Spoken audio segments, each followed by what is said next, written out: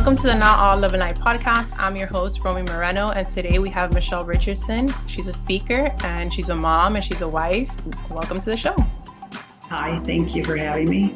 You're welcome. So why don't you tell a little bit about yourself? My name is Michele. I'm a 55-year-old mom and wife. I have 4 sons. I grew up in Michigan in a very rigorous Christian household. It wasn't until I went through a whole bunch of trauma, family trauma and personal trauma, that I was able to exit the religion and then start really looking at what it is I actually believe for myself. You and I met at an ayahuasca retreat, and we were in the same group, in the same, a room where we slept. And we were I was very drawn to you. And then I find out you're a Cancer with an Aries moon. And I'm like, I love Cancers. They're my favorite. And I'm an Aries moon. So for sure, we're keeping in touch. Yep, for sure. Yeah. And I'm so glad that we did, because we've stayed in, this was almost 2 years ago, right? Right. And we've stayed in contact, and just learning about your story, I was like, I need to have her on the show, because I feel it's such a powerful story, where you came from, what you went through, and where you are now. Thank you. That retreat was a catalyst for me to be able to start dissecting all of this religion that it was really just heaped upon me from 4th grade. Before that, I remember us going to church, to like a Baptist church that was close to our house in Michigan. And it was nice because I got to play with kids. This is like 2nd and 3rd grade. And then in 4th grade, they had us move to a new city. And then all of a sudden, we were going to church 2 or 3 times a week. My mom started working for the church. My dad started working for the church. And all of a sudden, not just everything was different, but everything got very strange. Like, I was immediately aware of weird, creepy people around me. I never had to have intuition for my own safety reasons. But starting in 4th grade, that's where I started seeing a lot of patterns in people's behavior, specifically the principal, teachers, athletic directors and coaches. And I didn't really understand it to be inappropriate behavior, but I knew for me, it made me feel like physically ill to be near those people. So you were about maybe 9 or 10 years old. Yeah. At the time. Yeah. What was the behaviors that made you feel like something's not right? Yeah. An example, one day in 4th grade, we had to wear dresses or skirts, the girls, and my skirt, the button on it in the back had broke off. And I had stood up and was raising my hand, waiting for the room mom, who was my friend's mom, to come over and help me pin it. Our teacher at the time was a man, and he came over and was insistent that he be the one to do it. When he touched me, every fiber in my body just recoiled. That's one example. There's another example that one of my friends was the principal's daughter. In 4th grade, you go to dinner parties on Sundays after church. So you go to their house, and me and her went into her room and we played, and she wanted to play these games. And I had never heard of these games, and it required touching and like pretending to be sleeping and all of this stuff. And finally, I had asked her, I'm like, where did you learn how to play this game? And she told me her dad. And then her brother also. As I got older, I started playing sports. Now, there was another dad.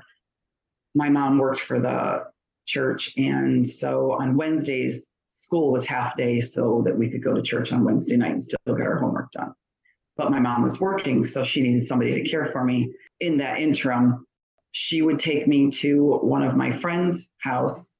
Her dad was always home, her stepdad. I didn't know it was her stepdad at the time. And she had an older sister who was about 3 years older than we were. And we would be getting ready for church, and her sister would be just in a very lacy bra and panties set. and she would be curling her stepdad's hair for church. And I kept trying to tell my mom about all of these different things that were happening, going, I don't feel comfortable going over there. I tried to tell her the reasons, and she said, oh, no, you must just be misunderstanding what's going on in all of those situations. And then I finally get to high school, and I'm playing sports. I start noticing all of this weird behavior from some of my teammates, the older ones, like 1 or 2 years older, in that they would just like disappear with coaches, alone. And we'd go to camp. And I remember getting up in the middle of the night, had to go to the bathroom, and I caught one of my friends and our coach making out in the dark. And when I told, I got in trouble. Of course. And then, of course, it got back to my parents that I was the troublemaker. Yeah. And so that happened for years. And then when I was a senior in high school, our athletics director and the basketball coach, baseball coach, he coached pretty much everything. He got caught and the police got involved. There was like 50 women, above 18. And then there was about half that many teenagers that he had been having sex with. He would have us babysit. I was not one of those. I did not end up having sex with him because I think my intuition, I would tell my stepdad almost everything that I saw. Now, most of it they just ignored, but there was something he heard that I had told my stepdad, and he came to me and he said to me, he says, you tell your parents too much. You're too close to your parents. And so he never touched me again. He would do weird things like after we babysit, he'd drive us home and then he'd kiss you goodnight. Now, for me, the first time it happened, I didn't really think a lot of it. It was like kissing my uncle or anything. But then the next time it was holding me, putting his arms around you and holding you close. It just got super uncomfortable and weird. But then after that, I told my parents, and they never asked me to babysit again. In high school, it all blew up, and they tried to send him to Texas to another church over there. He ended up having to come back, and I remember sitting in church, and he was up there crying and begging forgiveness, telling some of the things, and it wasn't even scratching the surface of what actually happened. I had to finish my senior year, and then I left. And I told my mom that I don't feel like they should associate with them. It's not okay. Now, during this whole time, my mom has always blamed the girls. It was their fault they were wearing short shorts. It was their fault that they didn't scream. It was their fault they blah, blah, Victim blaming. Later on, now I know that my mom had her own sexual trauma from a very early age of 3. And she had always taken the responsibility for anything that had happened. As she grew up, it was always on her. So she blamed them. And so I remember I got married when I was 18 because I couldn't take it anymore being in the house. We went on our honeymoon and we came back and my parents were on vacation, but my mom said, you can go do your laundry at the house. So I went over to the house, walk in, and there is the coach sitting on the couch with my dog sitting next to him. And I'm like, what are you doing here? Oh, your parents are having me house sit. He proceeded to try to get me to sit down and have this conversation where he was the victim. And I stood up and I said, there is no way you are ever convincing me that you are the victim in any of these situations. And I don't know why my parents are letting you in this house. And then I left. And I didn't talk to my parents for like 6 months then. About 8 years later, that pastor also had a younger son who was just a little bit older than I was. He's now the youth pastor. My mom calls me and says, can you meet me for lunch? And I said, okay. In the meantime, I'm not going to church. I'm not taking my kids to church. My parents are calling, going, I don't want your kids going to hell because you have a problem with authority. And that's what they had thought it was. Of course, fear mongering. Yeah. And I said, well, if your God is sending my innocent children to hell, then I don't want anything to do with your God to begin with. When we went out to lunch, she said, she started to cry. And I said, oh my God, it happened again, didn't it?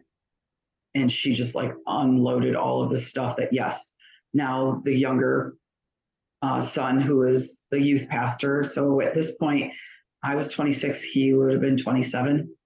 yeah, he was having all of these young girls do these sexual favors for him under the guise that they were actually helping God by, giving blowjobs and hand jobs and having full on intercourse at, 13 to 17 while he's married.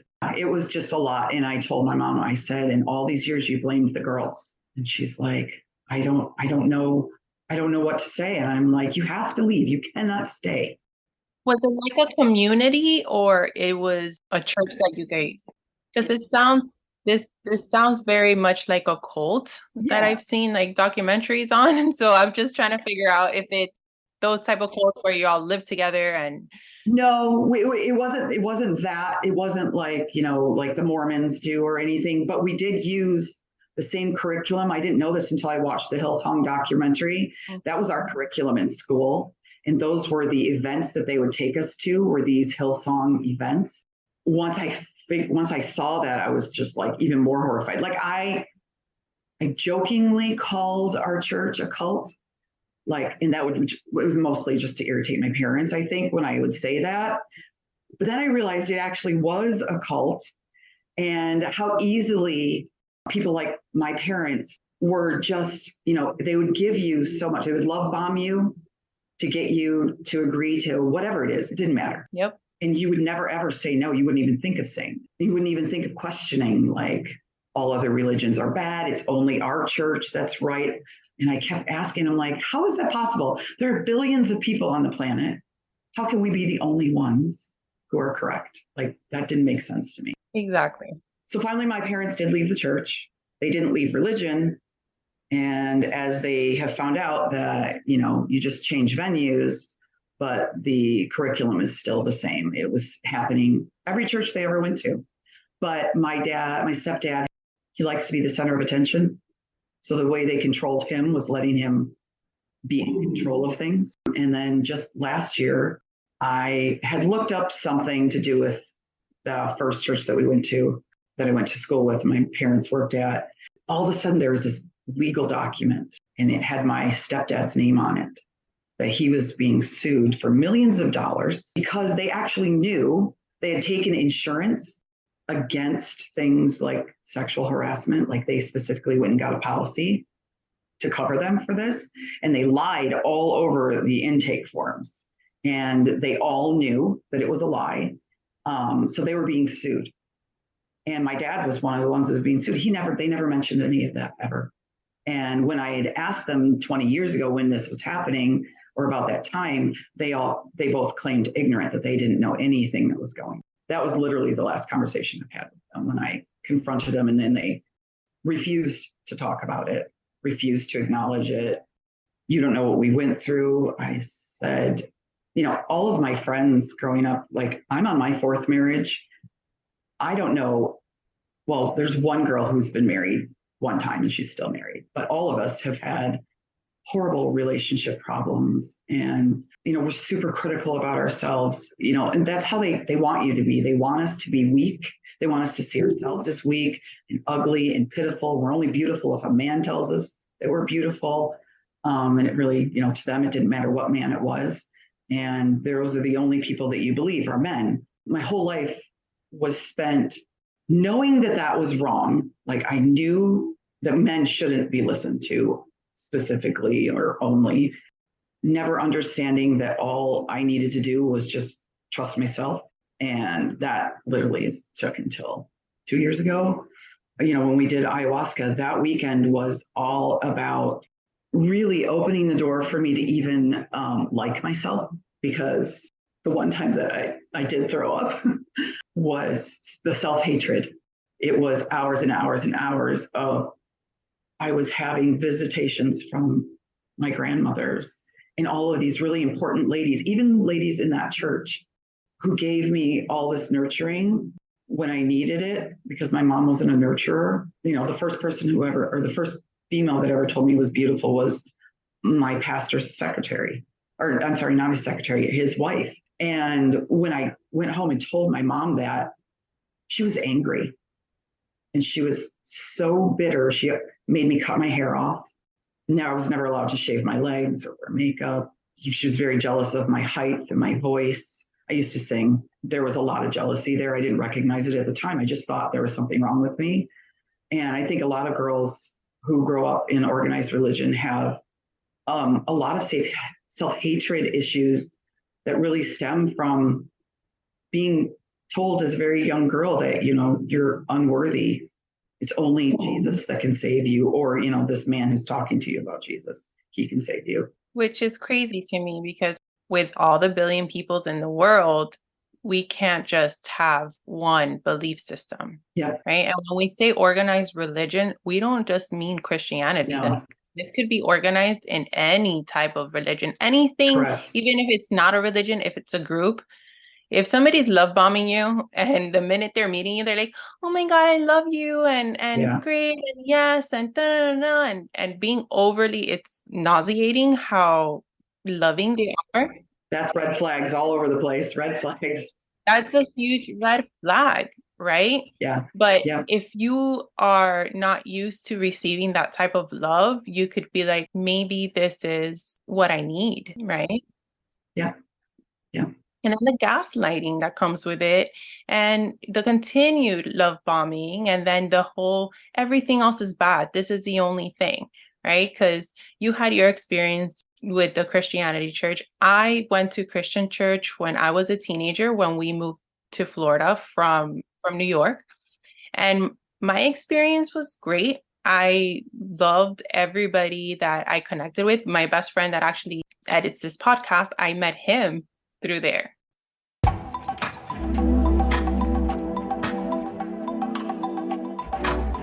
Hey, it's me, Romy. I want to share a moment with you. You know, we often talk about healing, growth, and doing the work on this podcast. But where do you start? When you're feeling overwhelmed by life's challenges, trapped in the past, worried about the future, or like you're constantly battling your own thoughts and emotions. Living in a reactive state versus response, passing up opportunities because of lack of confidence and fear, not knowing how to set boundaries with others, but most importantly with yourself. That's why I created my Healing the Root Cause program. It's for those out there feeling overwhelmed and yearning for change, connection, authenticity. Pretty much, you're tired of your own shit. Together, using my proven root framework, we'll recognize your triggers, overcome the past, operate with confidence, and transform your life. As I say, it's not all love and light, and this healing journey is about confronting the shadows and embracing the mess, but still loving yourself through it all. I'll be right there with you, guiding you on this journey, every raw moment, every breakthrough, every step of the way. So if you're feeling that tug and want to apply to work with me, fill out the application in the show notes, and we'll see if we're a good fit for each other and take it from there. Either way, I'm rooting for you. But it wasn't the message of gay people are bad or homosexuality is demonic and crystals are this and, and meditation is, yoga is like all of that, like Right. Trying to condition people that everything else is bad. You need to come this way. Yeah. Right. Yeah. Because I'm so sorry. People that say that yoga is demonic, yoga is literally what saves me from probably committing suicide myself, like my dad did. Right? Because that's how my healing journey started, because I was a hot fucking mess. So as much as I'm not a yoga instructor anymore, unless it's at my retreats or a workshop, I am so grateful for that practice, because that is how my healing happened. Not all the years that I was going to doctors, not anything else. That was my gateway. Not that there's no other ways, but that was my gateway. Right. So how are you going to sit there and tell me that this is bad when I know what it's done for me? So here's the thing about organized religion. And again, this includes any and all organized religions. They are, I feel, the most dangerous thing on the planet. But the reason that they were started to begin with was, there was spiritual before. But when organized religion came in, it was created by those in power, those who were wealthy, to control the masses. And their weapons of control are shame, guilt, and fear. They have created a villain, Satan. They have created a horrible place that you never, ever want to be caught in, hell. And they've made this beautiful idea of heaven. The problem is that, Satan was created so that you never have to take responsibility for your own terrible decisions, and that they could just blame, he's a scapegoat. It's a scapegoat. They never have to take responsibility for themselves. The shame comes from, you have to deny your body, deny everything that genetically comes natural to you. I mean, I can't even, can we talk about masturbation on here? Because Yeah, you can talk about whatever you want. Because I remember, we didn't have the sex talk, obviously. To this day, we have not had the sex talk, and I'm 55. But I didn't either. It just, and my mom's thing was, and she accidentally got pregnant with me. I would have thought that would have made her want to at least give me the education of it all so it doesn't happen to me. But that's not what she chose. The shame of these urges that your body has, which is completely normal and natural. And then if you do anything about them, the guilt on that, you have to repent for everything that's completely normal and natural.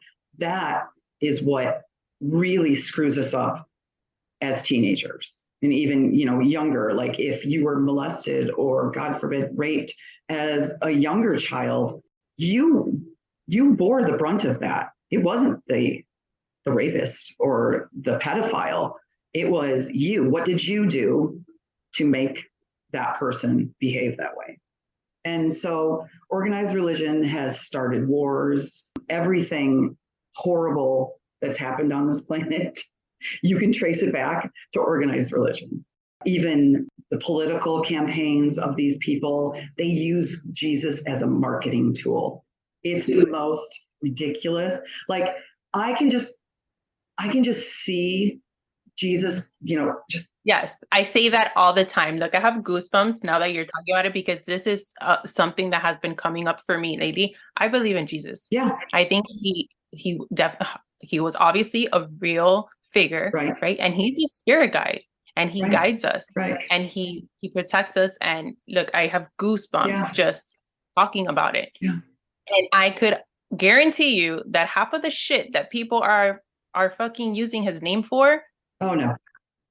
I literally, I can't wait till he comes back, because I hope that it's while I'm here, because I think he's going to have some notes. Yeah, it's going to be too much. He's going to, no, I can't. It's too much. And what drives me crazy is like the one time he showed anger in the Bible, they say, is when he went into the temple and he flipped the tables and he said, "You will not do this in my Father's house." Yet all of these televangelists, like, I don't know if you've ever seen, I can't think of his name right now, big TV evangelists at the beginning of the pandemic. And, they told everybody they can't go to church anymore. And he was screaming at people that you better send in your tithes or you will go to hell. Like, it was this huge, if that didn't show true colors of what's going on here, I don't know how everybody ignored that. I don't understand. They went back and kept giving and giving and giving. They don't care. People that are brainwashed and have been gaslighted and love bombed and manipulated. And a lot of the times this is all they know, and they don't have that connection with their intuition. They don't know any better. This is the way. This is the way. They've been told that intuition is demonic. Exactly. I know. Unless you're a prophet. Right. Well, and then that's, on a touch and go basis too. Because I remember, if you were a female who stood up and spoke in tongues, that wasn't okay. But any man, the pedophile, they could stand up and they could say it. That was fine. And that's another thing. Pedophiles, they hide in religion. Obviously, look at the Catholic Church and the church that I grew up in. Organizations like Boy Scouts of America. That's another documentary. If you have boys, you're going to want to watch that. Hillsong documentary. We can just go on and on and on. Joyce Meyer came to Zion. This is how big the church was. Do you know who Joyce Meyer is? She's a huge televangelist. She travels all over the world. She's a horrible human being, though. I can tell you that. I've met her a couple times. And Emmanuel Canastraci, Benny Hinn, all of these people had come to our church. Benny Hinn actually prayed over me when I had a broken arm and made my parents take me to the hospital because he said, when you get there, you make them take that cast off because the pins that were in her arm are just now laying in that cast. Well, all of that was not true, you know. And did they take you? Oh, they did. They did. They took me right then. And then I asked them, I'm like, so what does that mean? Well, he just must have been a mistake. Must have been a mistake. That was the devil that was making it seem like he wanted to trick us. Yes. And that's another thing, you know, we don't have to question our religion because we've been programmed to believe that anything outside of it is all the devil's work. So they won't even go look elsewhere because they've been, you know, just beaten into their brains that everything else is evil. Like you said, I got a huge kick out of this year when they released the yoga Barbie and all of the Christians were like losing their minds. They have no idea what they're talking about. The other thing is witches. What are witches? Well, I mean, if you go with the Disney version, it's, you know, these evil Satan's brides who eat children, and none of that is true. Oh. They literally were so successful at convincing that whole era, like in the 1600s, that witches were this evil thing. These are women that you've known your whole life. You spent every day with them in your village or wherever it is that you lived. You know them, but they were still able to make you so afraid of Satan and hell that you were not just okay with them being put to death, but you were cheering it on.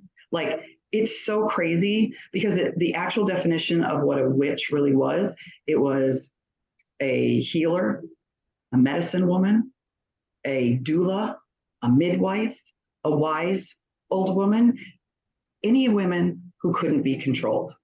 I was just going to say, any woman that used her voice or stood up, that was a threat. Yep. And that is where all of that came from.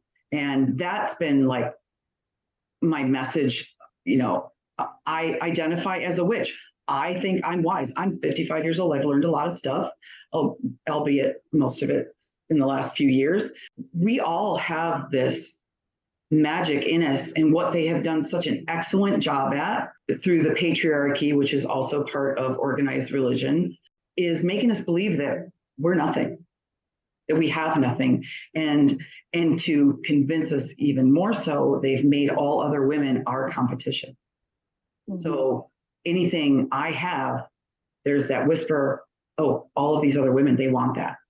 So don't be friends with them. You have to, you know, everybody is seen, all other women are seen as competition, because, and the whole purpose is that if we ever drop all of that and come together in a real community, I can't even imagine, like, I want to say magic, but it's so much more than that. Because they know how powerful we are, and they know how powerful we would be if we come together. And so that is my goal, to get us there. I don't know that I'll ever be able to, that we'll ever see organized religion completely dismantled. No, it always has to exist because people need to feel like they're a part of something. But there are other things that we can be a part of, like this, you know, this sisterhood that we've developed. And then our worlds, you start recognizing your soul family, and those people become part of your sisterhood. And those people you have a lot in common with now, and you can actually have these kinds of conversations. I don't know about you, but for the last 3 years, I cannot do like small talk. It's like painful. It's like getting your legs waxed. I just can't.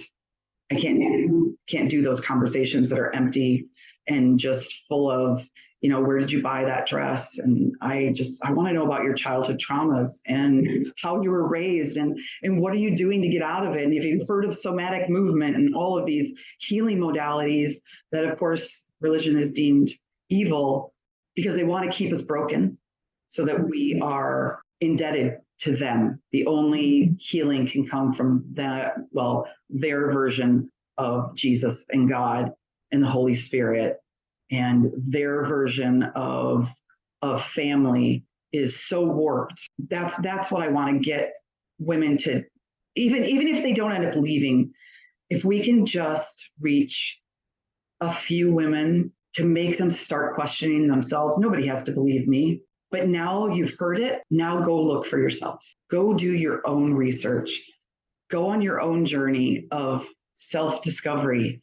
and learning about yourself and where all of this comes from. Like, I was told I was an over emotional, too sensitive, and in a condemning way, my whole life. Like, why do you care so much? You don't even know those people. I've heard that a million times. Now, after reading my chart, like, that's just who I am. That's who I am to my core, and I don't have to fight it anymore. And that is freedom. That right there is extremely important. I would like to make that point. Getting to know who you really are and who you were designed to be has been probably the most beneficial thing for my journey. I cannot tell you the amount of energy I have wasted fighting every natural instinct I have just to fit in to how everybody else looks. Like, I have a funny story. So my husband and all of our friends are engineers, like all of them. I didn't go to college, and I am a Cancer, and I'm an emotional moon, drawn person. And I am always about the love first. And then we can analyze once we get past that.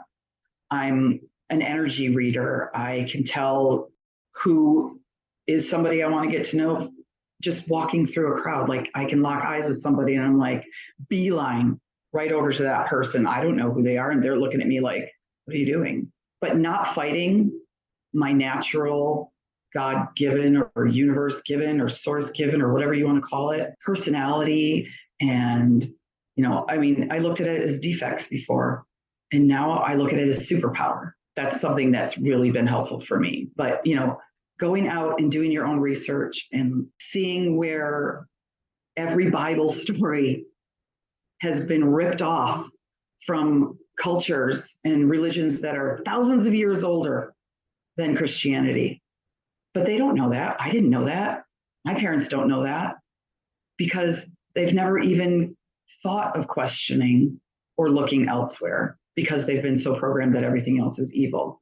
I don't know. I think that doing your own research, once you hear, like, it's one thing when you're ignorant, but then once somebody has brought it to your attention, now what are you going to do with it? Sometimes I'm just like, man, when I was asleep and I didn't know, life was so much easier. Yes. Now that I know these things, I can't unsee anything. It's so, yeah, once you see and once you're aware of certain things, you just see it. And I want to add to what you're saying of getting to know yourself, because also healing and getting to know yourself in this process, listen to your intuition. If something doesn't feel right, don't just let the logic come in and just think, no, that's just, why do I think these things? Why am I like this?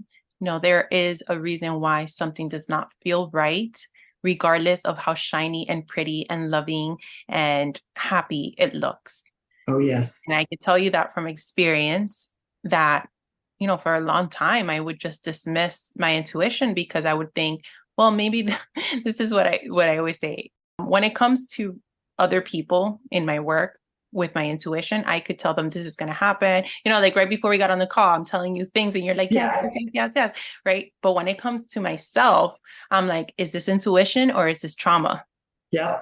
Right. But I've gotten a lot better. Yeah. But I'm getting a lot better, because it still creeps up where I'm now I'm able to analyze the situation and sit with it and know, is this something coming from a different place, or is this really my intuition when it comes to me? But sometimes I feel like there's certain lessons that need to be learned. Right. And that's why we have those moments where we don't know for certain. Oh. But the more you heal, the more your intuition increases. And intuition is literally, that's your guiding source. Agreed. And it's like a muscle. The more you trust it, the bigger it becomes. And then it just gets, sometimes it's a little scary. Like, if I take an edible and I go out into a social situation, my intuition is like I could literally feel the eye opening And it's kind of crazy. And there's been some times where even all of our friends are like, holy cow, you are on a roll tonight. Like, just perfect strangers will walk up to me and like unload their life story. And I can just, I don't really understand how I know the things that I end up knowing. I have claircognizance. That I say claircognizance. Yeah. And as long as I can trust that, and I think the edible helps me like not to get rid of my ego. My ego just takes a back seat at that point, and I can just speak clearly from my intuition. Those are the most wonderful. It's when I feel most alive. I told my husband, I'm like, how do I make this into a career? Because I can feel this is what I'm supposed to do, but I don't know how to get from here to there. I've been talking to you about the imposter syndrome. Like, there's nothing on paper that says I know anything. There's nothing that says to trust me. I only have my experience and my instinct. And you have what you've been through. You have also your experience. And I could tell you that doing the work and having the experience is a lot better than any piece of paper. And I have this conversation all the time with my therapist because she is a very spiritual person. She is a therapist, and she is, and she tells me there's so many therapists that are out here that don't do the work themselves. They just went to school and they got a degree and they're like, this is what I'm doing. So they give the person homework every single week and they're going by a book because they don't really understand. They don't really know. And the same thing with healers. There's people that just wake up one day and they're like, oh, this sounds cool. I want to do it. Right. But they're not naturally born to do these things. And their intentions are not in alignment with what the work is. Right. They think there's like all this money and all of this stuff instead of the intention of showing love and helping people evolve and not making people codependent on you and controlling people and trying to have this godlike syndrome where you are like this person where everybody has to come to you because you have all the answers. Like, it's ridiculous, the things that I've seen. None of that, because all of that could come with a piece of paper. None of that qualifies you. Qualifies you is the experience. And honestly, this is what I tell everybody and I tell my clients. You could only help people as far as you have gone yourself. You could teach somebody how to ride a bike. You don't need a certificate, a certified bike rider to teach somebody how to ride a fucking bike, right? But somebody that reads an instruction and has never ridden a fucking bike cannot teach somebody how to ride a bike. Exactly. They haven't gone through this. They don't know how to do it. They don't know how it feels. And when you put the emotion and the action together, that's where you remember and you get those memories and you know how to do things. So I am here to tell you that don't even worry about any of that shit when it comes to like degrees and like certificates or any of that, because that's just the programming of what people want you to do. Right. If you were meant to do something, there's nobody that could stop you other than yourself. And I looked at your chart before we got on the call. Like, thank you. I already told you what the path is. Yeah. You know what I mean? And I wanted to hit another point. When I said patriarchy is a side effect from organized religion, I think now, that we've had the Me Too movement and there's still a lot of ripple effect from that going on, and women are not, going to just be quiet anymore. And there's so much good music out there. I have playlists that I playlist for everything. I have a healing playlist, a magic playlist.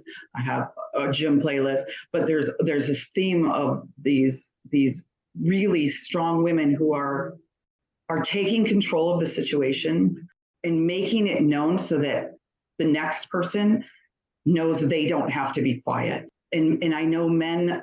Here's the thing with men. I love men, but I'm very disappointed in them. I feel like it's like your kid, if they're misbehaving and they're getting bad grades, you don't hate them. You love them. You're disappointed in their behavior. And I think that men have been running, the world for long enough, and it's time that women get to do it. And I know that one of their thoughts is that a patriarchy and a matriarchy are just the same, but women are in charge instead of men. But that's not how it would be, because women don't do things like men. Women don't think like men. We don't react like men. So sometimes I have these weird visuals in meditation, and it's more of a, I don't know, it's like a graduated levels, but it's groups of women, and that's how we lead. And we all lead with love first. And in politics, everything, like all over the world, not just in America, like there are cultures who are women who are always in charge, Vikings, back in the days, Egypt, all of these cultures, women used to be very respected. Oh And it yeah. wasn't until organized religion came in that, they had to crush us Yeah. and crush our spirits and keep us down. And we need to find that power again. And it can only be found as a collective. And it has to be something that the men who love us understand, that not necessarily expressing the bad behavior of bad men, but not doing anything, you're not helping.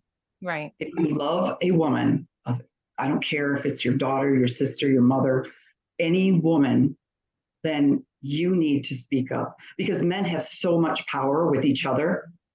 Because especially in the patriarchy, men don't listen to the females. It's men talk to men. They respect each other.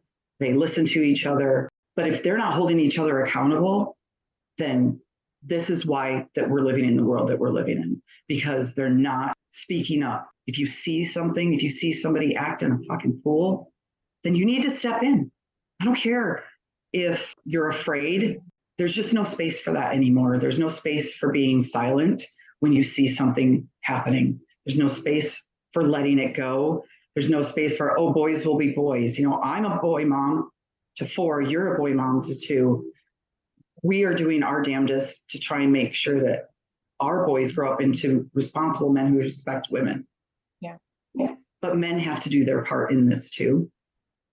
It's been a lot of conditioning. Yep. But I work with a lot of men, and I can tell you right now that I'm starting to see the shift.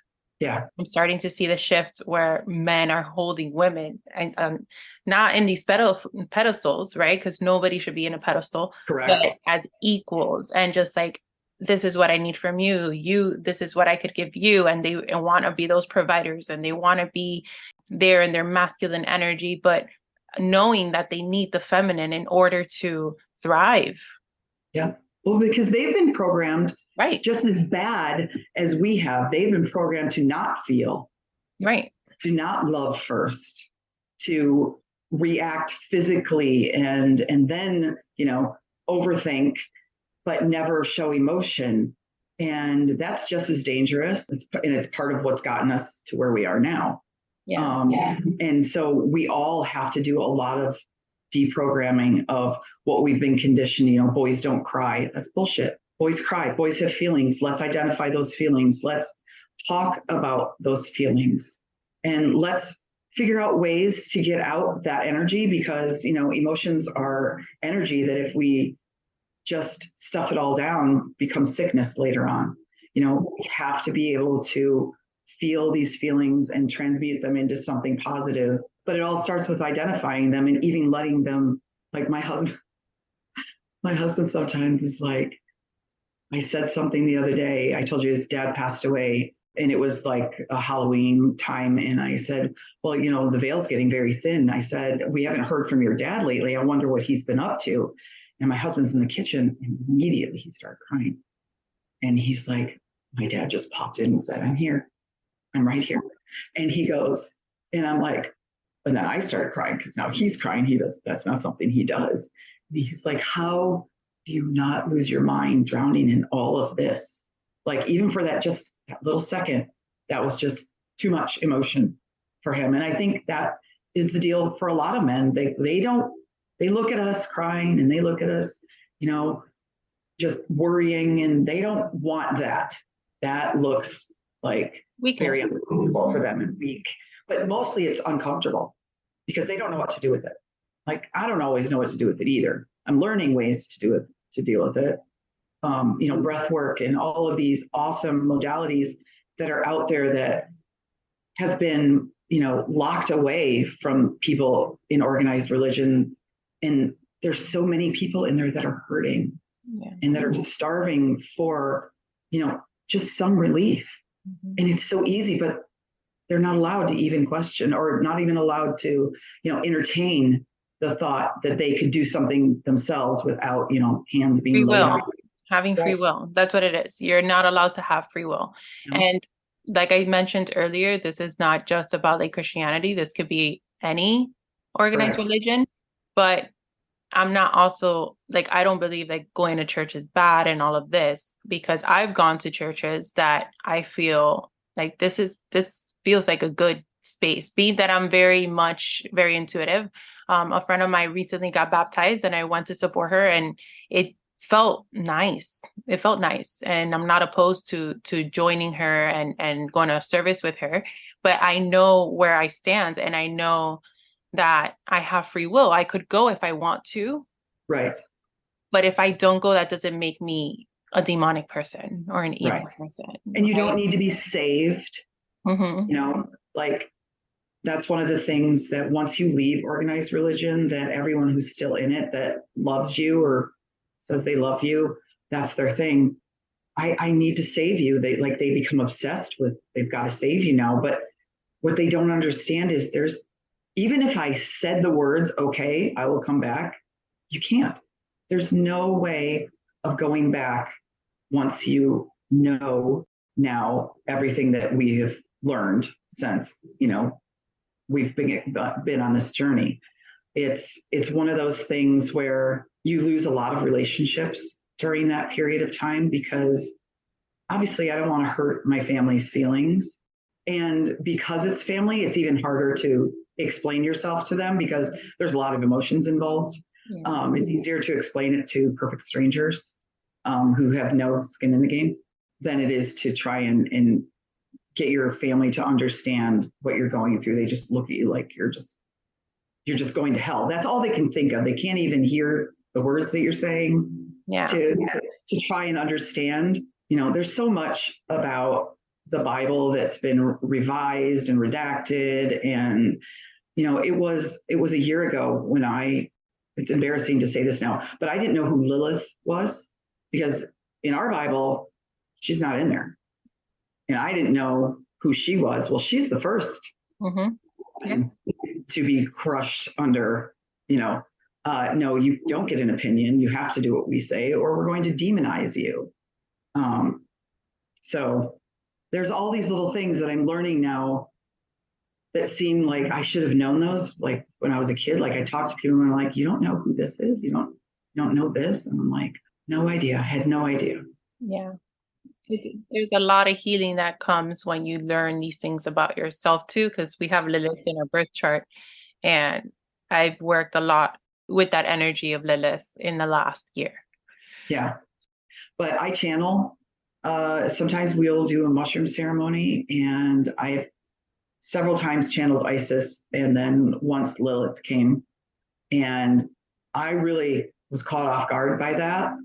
I expected it to be Isis again, and so I was like, all right, let's do this. And she got a lot of rage, but there was a lot that I learned from that experience about who she actually is, as opposed to what religions have said she is. She's not a demon.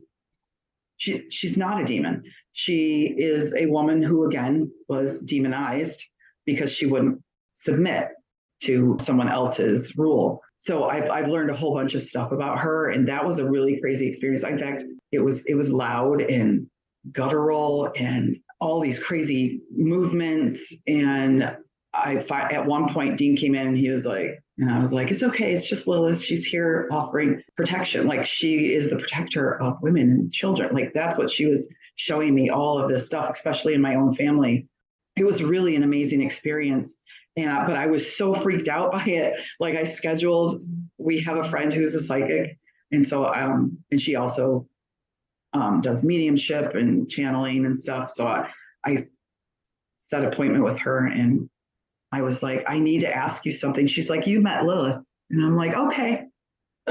She already I just knew. like, because you're like, was that real? Or am I just crazy? Is that just a drug side effect or whatever? And so she said, no, that was real, and it won't be your last. It's just so empowering, like all of these different ways to learn about yourself and to heal. I am just so grateful. Like, I'm not grateful that my dad died, and that's when this all started, but I'm just so grateful that somehow I made it through that to get here. Right. Right. And I'm proud of you. You've done amazing. You are going to help so many people because of this. You're going to write a book too. That just came to me as a download. I'm trying. So you've been already working on it.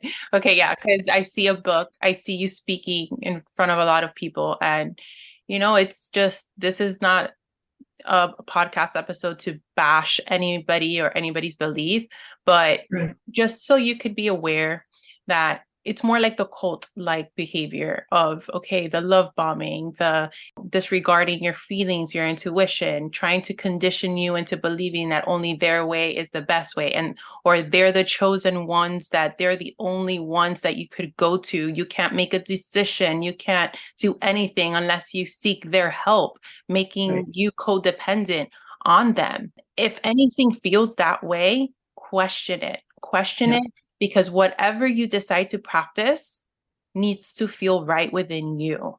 It shouldn't make you feel bad. At 9 years old, you're feeling like something's not right here. And I know the feeling that you feel because I felt those things too as a child. Like, I had not learned what sex was, but I still knew that this person should not be touching me in the way that they are. It just felt wrong, right? But then you're just disregarded. So this is what really this episode is about, of don't ignore your intuition. You know the answer.